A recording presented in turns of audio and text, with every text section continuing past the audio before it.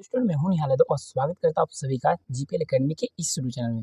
Student अभी तक हमारे चैनल पर अप्लाइड केमिस्ट्री का कोई वीडियो अपलोड नहीं था, बट आज से मैं शुरू कर रहा हूं अप्लाइड केमिस्ट्री जो आपके फर्स्ट चैप्टर है उन चैप्टर को मैं कवर करने वाला हूं। ऑलरेडी आपने इसका सिलेबस तो देख लिया होगा। चलिए आज की इस वीडियो को शुरू करते हैं। देखो भाई, सबसे पहला चैप्टर हम लोग पढ़ेंगे, ठीक। तो इसमें पहला चैप्टर में पहली हमारी जो हेडिंग है वो हमारा एटम है। एटम होता क्या है पहले हम ये जान लें। ATO एटम जिसे बोलते हैं हम लोग परमाणु, परमाणु कहते हैं, ठीक। तो एटम क्या होता है इन्हें हम जानते हैं। देखो भाई, एटम किसे कहते हैं, बस जो मैं बताऊंगा उसे आप लोग ध्यान देना। अगर आप इस नोट्स को लेना चाहते हो तो आप लोग इस नंबर पर कॉन्टैक्ट कर सकते हो 9369183507। इस नंबर पर कॉल करके इस नोट्स को आप लोग ले सकते हो। स्क्रीन पर जो नंबर आ रहा है वही नंबर है, इस नंबर पर कॉल कर कीजिए और इस नोट्स को आप लोग ले सकते हो। तो देखो भाई, द्रव का वह सूक्ष्मतम कण जो रासायनिक क्रिया में बिना विभाजित हुए भाग लेता है। क्या कह रहा है कि लिक्विड, द्रव बोले तो लिक्विड का वह सूक्ष्मतम कण, लिक्विड का वह सबसे सूक्ष्मतम कण, सबसे छोटा कण जो रासायनिक क्रिया में बिना विभाजित हुए यानी बिना टूटे हुए वो क्या करता है, भाग लेता है, परमाणु कहलाता है। समझिए। अब देखो, आप लोगों को पता होगा परमाणु, देखो इनके 3 मूल कण होते हैं। परमाणु के इसके 3 मूल कण होते हैं। कितने मूल कण होते हैं? 3 मूल कण, इलेक्ट्रॉन, प्रोटॉन, न्यूट्रॉन। आप लोग जानते हो कि इलेक्ट्रॉन, प्रोटॉन, न्यूट्रॉन, इन्हें अब देखो इसके खोज करता जान लो। तो ये इलेक्ट्रॉन खोज किसने किया था? जे थॉमसन ने। प्रोटॉन का रदरफोर्ड ने, न्यूट्रॉन का चैडविक ने। समझिए। तो अब देखो ध्यान से सुनना। अगर आप लोग क्या करते हो, अगर इनको याद नहीं कर पा रहे हो भाई, इलेक्ट्रॉन खोज किसने किया था, समय भूल गया, रदरफोर्ड तो किया था भाई, रदरफोर्ड नहीं था, ऐसे नहीं। अब देखो इसे याद करने का मैं ट्रिक बता दूँ आपको। एक ट्रिक होता है, ईंटा पर नाचे,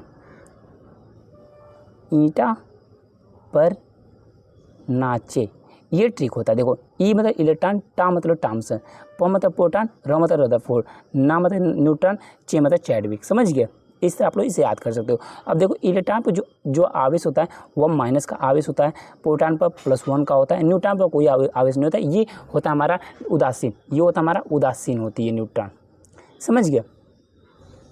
अब देखो इसके द्रव्यमान संख्या, तो इलेक्ट्रॉन का द्रव्यमान संख्या कितना होता है? 9.10939 इंटू 10⁻³ kg। इसका क्या होता है इलेक्ट्रॉन पर, ये द्रव्यमान संख्या होती है, ठीक।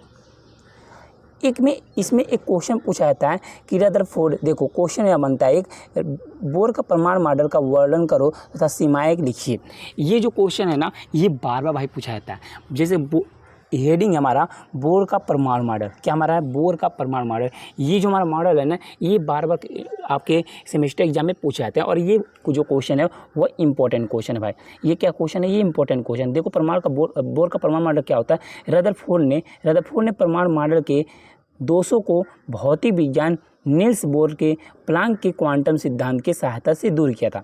जो रदरफोर्ड के परमाणु मॉडल था, इसमें दोष जो हुए थे उन्हें भौतिक वैज्ञानिक थे, एक भौतिक के विज्ञानी थे नील्स बोर थे वो। उन्होंने क्या किया था, इन्हें नील्स बोर ने प्लांक के क्वांटम सिद्धांत की सहायता से इन्हें क्या किया था, उन प्रॉब्लम को दूर किया था। जो दोष थे इसमें, जो प्रॉब्लम थी उन्हें दूर किया था, ठीक। तो देखो उन्होंने क्या बताया था इसमें, परमाणु में क्या कहा, परमाणु में इलेक्ट्रॉन नाभिक के चारों ओर उपस्थित निश्चित त्रिज्या वाली वृत्ताकार कक्षाओं में घूमते हैं। इन्होंने कहा कि जो परमाणु में इलेक्ट्रॉन होते हैं, नाभिक के चारों तरफ, ये नाभिक हुआ, तो इन नाभिक के चारों तरफ क्या होता है, इलेक्ट्रॉन क्या होते हैं, चारों ओर क्या करते हैं, निश्चित त्रिज्या में वृत्ताकार चक्कर में ये घूमते रहते हैं, यानी कि वृत्ताकार रूप में ये घूमते रहते हैं। ये एक नाभिक हो गया। इस नाभिक के चारों ओर क्या होता है, परमाणु इलेक्ट्रॉन जो होते हैं वो घूमते रहते हैं। समझे? इन्होंने बताया था। फिर नेक्स्ट इसमें देखो, परमाणु नाभिक के चारों ओर कई कक्षाएं होती है। परमाणु जो नाभिक है, ये नाभिक तरफ क्या है भाई, बहुत सारी कक्षाएं होती है। जैसे इस तरह कक्षाएं बनी होती हैं। देखो कह रहा है कि परमाणु के नाभिक के चारों ओर कई कक्षाएं बनी होती हैं, परंतु इलेक्ट्रॉन निश्चित कक्षा में बिना ऊर्जा का ह्रास किए हुए घूमता रहता है। ये जो इलेक्ट्रॉन होता है, ये क्या होता है, नाभिक के चारों तरफ क्या करता है, घूमता रहता है। लेकिन इनमें जो घूमता रहता है, जो इलेक्ट्रॉन घूमता रहता है, इसमें उसकी ऊर्जा की कोई हानि नहीं होती है, कोई ह्रास नहीं होता है। समझे? परमाणु में इलेक्ट्रॉन केवल उन्हीं कक्षाओं में घूमते हैं जिनकी कोणीय त्रिज्या, कोणीय संवेग क्या होता है, h/2 का पूर्ण गुणित होता है। समझ गए? अब इनकी सीमाएं जान लो, सीमाएं इनका क्या है। भाई सीमाएं जो है ना, लिमिटेशन ये पूछा था, लिमिट इसके क्या है, परमाणु बोर का परमाणु मॉडल के क्या लिमिटेशन है ये आप बताओ। ये आपके पूछे जाते हैं, जो आपके एग्जाम होते हैं सेमेस्टर उसमें पूछा जाता है। तो बोर का परमाणु मॉडल केवल परमाणु और स्पेक्ट्रम की व्याख्या करता है। जो बोर का परमाणु मॉडल था ना, वो किसका व्याख्या किया था, वो जो बोर का परमाणु मॉडल था वो परमाणु और स्पेक्ट्रम का पूर्णतः व्याख्या किया था, जिसमें केवल एक इलेक्ट्रॉन होता है, जैसे परमाणु हीलियम और लिथियम आयन, समझ गए। यह हाइड्रोजन परमाणु के सूक्ष्म स्पेक्ट्रम की संरचना की व्याख्या नहीं कर पाया था। ये जो था ना, जो बोर का परमाणु मॉडल था वो किसकी व्याख्या नहीं किया था, यह हाइड्रोजन परमाणु के सूक्ष्म स्पेक्ट्रम की व्याख्या ये क्या कहता नहीं कर पाया था, इसलिए फेल हुआ था, समझे भाई। बोर का परमाणु मॉडल हाइजेनबर्ग के अनिश्चितता सिद्धांत के विरुद्ध है। जो बोर का परमाणु मॉडल है ना, ये जो बोर का परमाणु मॉडल है, ये हाइजेनबर्ग जो है इनकी भी एक थ्योरम है, इन्होंने क्या कहता है, ये अनिश्चितता, हाइजेनबर्ग के अनिश्चितता सिद्धांत के ये विरुद्ध काम करता है, समझ गए। परमाणु क्रमांक क्या होता है इसे अब जानो। परमाणु क्रमांक क्या होता है, एटॉमिक नंबर क्या होता है, ठीक। एटॉमिक नंबर क्या होता है समझो। किसी तत्व के परमाणु नाभिक में उपस्थित प्रोटॉनों की संख्या को उस तत्व का परमाणु क्रमांक कहते हैं। ध्यान समझना, किसी तत्व के परमाणु के नाभिक में उपस्थित प्रोटॉन, कोई परमाणु है करा है किसी तत्व, कोई तत्व में कोई एलिमेंट मान लो, अगर मान लो कोई एलिमेंट है हमारा सोडियम ही है, सोडियम मान लो एन हमारा एक परमाणु पर एक तत्व है, ठीक। इस तत्व में हमारे प्रोटॉनों की संख्या जितनी होगी, जितनी प्रोटॉन होंगे उतना ही हमारा परमाणु क्रमांक हुआ है। परमाणु क्रमांक जिसे हम लोग जेड से शो करते हैं, जितना हमारा परमाणु क्रमांक है। यहाँ बताया भी जा रहा है किसी तत्व में परमाणु नाभिक में उपस्थित प्रोटॉनों की संख्या को उस तत्व का परमाणु क्रमांक, यानी कि उस तत्व में प्रोटॉनों की संख्या कितनी है, प्रोटॉनों की संख्या जो होती है वह परमाणु क्रमांक के बराबर होता है, यानी जो पी होता है वह जेड के बराबर होता है। और जो परमाणु क्रमांक होता है ना भाई, जो हमारा परमाणु क्रमांक होता है इसे हम लोग जेड से शो करते हैं। किससे शो करते हैं, जेड से शो करते हैं। उदाहरण के लिए चलो मान लेते हैं हाइड्रोजन का परमाणु क्रमांक कितना होता है, एक होने का अर्थ, देखो हाइड्रोजन का परमाणु क्रमांक कितना होता है आप सभी को पता है, हाइड्रोजन परमाणु क्रमांक कितना होता है 1 होता है। तो बताओ हाइड्रोजन का एक हुआ, तो देखो हाइड्रोजन परमाणु के नाभिक में एक प्रोटॉन होगा। जैसे इसका मान लो इसका प्रोटॉन, जो ये हाइड्रोजन है इसका परमाणु क्रमांक कितना होता है 1 होता है, तो इसका प्रोटॉन की संख्या भी 1 ही होगा। मैंने बताया ना, जो जेड होता है, सॉरी जो पी होता है ना वह जेड के बराबर होता है, यानी प्रोटॉनों की संख्या बराबर होती है परमाणु क्रमांक, समझ गए। अब देखो इसमें एटॉमिक मास नंबर, जिसे हम लोग क्या कहते हैं परमाणु द्रव्यमान संख्या, जिसे कहते हैं हम लोग परमाणु द्रव्यमान संख्या। किसी तत्व के नाभिक में उपस्थित न्यूट्रॉनों तथा प्रोटॉनों की संख्या का योग द्रव्यमान संख्या है। द्रव्यमान संख्या किससे पता है, द्रव्यमान संख्या ए से प्रदर्शित करते हैं, और जो हमारे प्रोटॉन होते हैं और जो हमारे न्यूट्रॉन होते हैं ना, इनका जो योग होता है वो कहलाता है हमारा परमाणु द्रव्यमान संख्या कहलाता है। यानी प्रोटॉनों की संख्या न्यूट्रॉनों की संख्या का जो हमारा योग होता है, सम होता है, वो हमारा कहता है परमाणु द्रव्यमान संख्या। आई होप आप लोग समझ गए। ये फार्मूला बनता है यहाँ से, ये फार्मूला इंपॉर्टेंट, आप लोग इससे पढ़ लेना। ए जो होता है हमारा ए बराबर होता है पी प्लस एन, समझ गया। चलो आगे बढ़ते हैं। समस्थानिक, भाई ये जो है ना टॉपिक समस्थानिक का, समस्थानिक होती है, संभारिक होता है।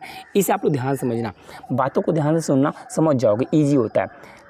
समस्थानिक होती क्या है, वह रासायनिक तत्व जिनकी परमाणु संख्या समान तथा द्रव्यमान संख्या भिन्न होती है। क्या कहा, परमाणु संख्या भाई, परमाणु संख्या, ये जो परमाणु संख्या होती है ये होता है हमारा समान होता है। परमाणु संख्या क्या होगा, हमारा समान होगा, लेकिन जो द्रव्यमान संख्या होगा ना, लेकिन जो द्रव्यमान संख्या होगी, जो द्रव्यमान संख्या होगा ये क्या होगा हमारा भाई, भिन्न होगा। जब परमाणु संख्या समान हो जाए, जब परमाणु संख्या समान हो जाए और द्रव्यमान संख्या हमारा क्या होगा, भिन्न भिन्न हो जाए, वह कहलाता है हमारा समस्थानिक। सेम उससे समझना संभारिक क्या होता है, इसी पर मैं समझाता हूँ संभारिक को भी।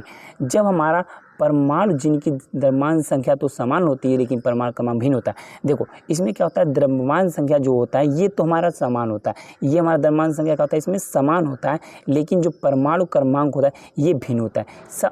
सेम इसका क्या होता है भाई, सेम इसका अपोजिट होता है, ये सेम इसका अपोजिट होता है, समझ गए।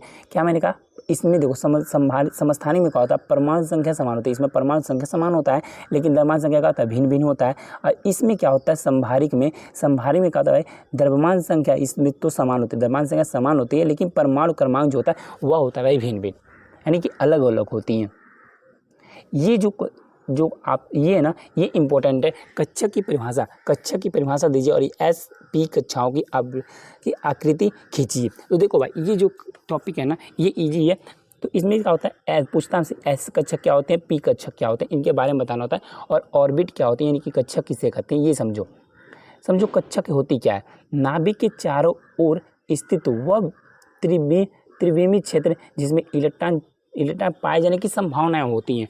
इलेक्ट्रॉन पाए जाने की सबसे अधिक संभावना जहां होगा वो हमारा कक्षक कहलाता है। क्या कहलाता है, नाभिक के चारों ओर स्थित वह त्रिविमीय क्षेत्र जिसमें इलेक्ट्रॉन पाए जाने की संभावना सबसे अधिक होती है, कक्षक कहलाता है। वो हमारा क्या होता है, कक्षक कहलाता है। कक्षक की आवृत्ति क्या होती है, इसकी शेप ऑफ ऑर्बिट समझना। इस 4 प्रकार के होते हैं, सभी को पता है। एस होता है, पी होता है, डी होता है और एफ होता है, यानी कि जिसे हम लोग कहते हैं एसपीडीएफ। तो अब देखो हमारी एस कक्षक क्या होगा। एक एस उपकोष में केवल एस कक्षक होता है, इसमें अधिकतम 2 इलेक्ट्रॉन हो सकते हैं। इसकी संख्या इसकी आकृति जो होती है वो गोलाकार होती है। अब समझना, जो हमारी एस कक्षक होता है ना, इसमें हमारा अधिकतम 2 इलेक्ट्रॉन होगा। 2 से ज़्यादा भाई ये 3 नहीं हो सकता, इसमें 3 नहीं हो सकते, समझे। होगा तो एस कक्षक में 2 होगा, नहीं तो 1 होगा, नहीं तो 3 कभी नहीं होगा। कम हो जाएगा लेकिन भाई ज़्यादा नहीं होगा। किससे ज़्यादा नहीं होगा सर, 2 से ज़्यादा नहीं होगा। इसकी आकृति कैसी होती है भाई, गोलाकार होती है। आकृति मैंने आपको बताया, आकृति हमारा गोलाकार होती है, समझे। पी कक्षक सर, चलो भैया पी कक्षक देख लो। पी कक्षक होती क्या है, पी ऑर्बिटल्स का होता है।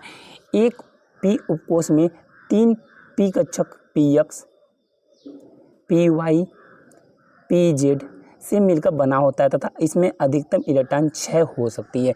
इसकी आकृति कैसी होती है, ड्यूम बेल होती है। इसकी आकृति कैसी है, ड्यूम बेल होती है। मतलब अब देखो जो हमारा पी कक्षक होता है ना, इसमें क्या होती है, इसके 6 अधिकतर इसमें इलेक्ट्रॉन हो सकते हैं।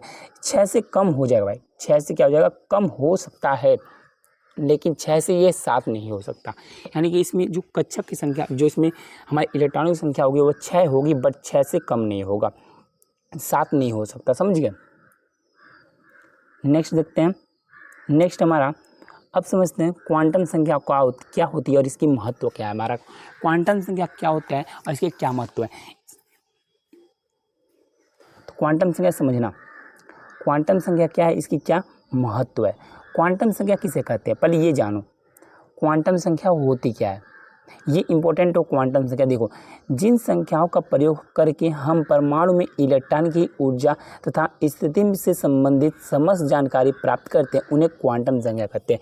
यानी कि जिन संख्याओं का प्रयोग करके हम परमाणु में इलेक्ट्रॉनों की संख्या, परमाणु में इलेक्ट्रॉनों की ऊर्जा जिन संख्याओं का प्रयोग करके, ध्यान से सुनो, जिन संख्याओं का प्रयोग करके हमें परमाणु में इलेक्ट्रॉनों की ऊर्जा तथा स्थिति से संबंधित जानकारी प्राप्त करते हैं, क्वांटम संख्या कहलाता है। ये 4 प्रकार के क्वांटम संख्या होती हैं।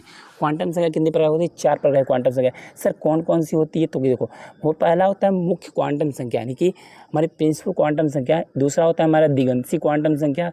तीसरी होती है चुंबकीय क्वांटम संख्या। चौथी हमारा होती है चक्र क्वांटम संख्या। तो चारों को ध्यान से समझना। देखो ये जो क्वांटम संख्या है ना, क्वांटम संख्या के जो 4 प्रकार होते हैं, इन्हें हम लोग अपने नेक्स्ट वीडियो में पढ़ेंगे और नेक्स्ट वीडियो में हम लोग क्वांटम संख्या की पूरी डिटेल पढ़ने वाले हैं। तो स्टूडेंट आज का हमारा ये वीडियो आपको कैसा लगा, अगर वीडियो पसंद आए तो वीडियो को लाइक कर लीजिएगा, चैनल पहले बार चैनल सब्सक्राइब कर लेना। भाई अगर आप कोर्स को ज्वाइन करना चाहते हो तो 9369183507 पर कॉल करके इस नोट्स को ले सकते हो। अपने ब्रांच की सभी सब्जेक्ट के नोट्स को आप हमारी टीम से ले सकते हो। तो इस नंबर पर कॉल करके आप लोग बात कर लीजिए टीम से और अपने नोट्स को आप अपने व्हाट्सएप पर मंगा सकते हो। तो आई होप आज की वीडियो पसंद आए, वीडियो पसंद लाइक करना, चैनल पर सब्सक्राइब कर लेना। मिलते हैं नए वीडियो नए टॉपिक साथ, तब तक के लिए बाय बाय, जय हिंद, टेक केयर।